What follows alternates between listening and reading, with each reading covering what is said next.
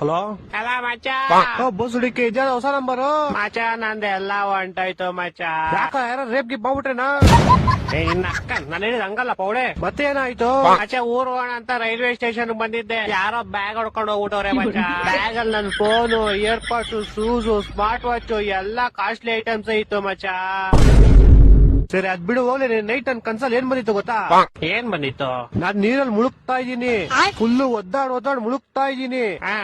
ಆಮೇಲೆ ಗಣೇಶನ್ ಕರಿತಾ ಇದೀನಿ, ಅಪ್ಪ ದೇವ್ರೇ ಗಣೇಶ ಬಾರಪ್ಪ ಕಾಪಾಡಪ್ಪ ಗಣೇಶ ಅಂತ. ಆಮೇಲೆ ಗಣೇಶ ಬರ್ತಾರೆ ಮಚ್ಚ. ಯಾ ಗಣೇಶ? ನಿಮ್ ಮನೆ ಹತ್ರ ಪೆಟ್ಟಿ ಅಂಗಡಿ ಇಟ್ಕೊಳ್ಳೋಲ್ಲ ಅವ್ರ? ಏ ಪೌಡೆ, ಗಣೇಶ ಕಣೋ, ದೇವ್ರ ಗಣೇಶ. ದೇವ್ರ ಗಣೇಶ. ಆಮೇಲೆ ಬಂದ್ಬಿಟ್ಟು ನಾನ್ ನೀರಲ್ಲಿ ಮುಳುಗ್ತಾ ಇದೀನಿ, ಗಣೇಶ ಅವ್ರ ಪಡಗೋ ಡ್ಯಾನ್ಸ್ ಆಡ್ತಾವ್ರೆ. ನಾನು ಅಪ್ಪ ದೇವ್ರೇ ಗಣೇಶ ನಾನ್ ಮುಳುಗ್ತಾ ಇದೀನಿ, ನೀನಪ್ಪ ಡ್ಯಾನ್ಸ್ ಆಡ್ತಿದ್ಯಾ ಅಂತ ಕೇಳದ್ಕೆ ಗಣೇಶ ಏನನ್ಬೇಕು?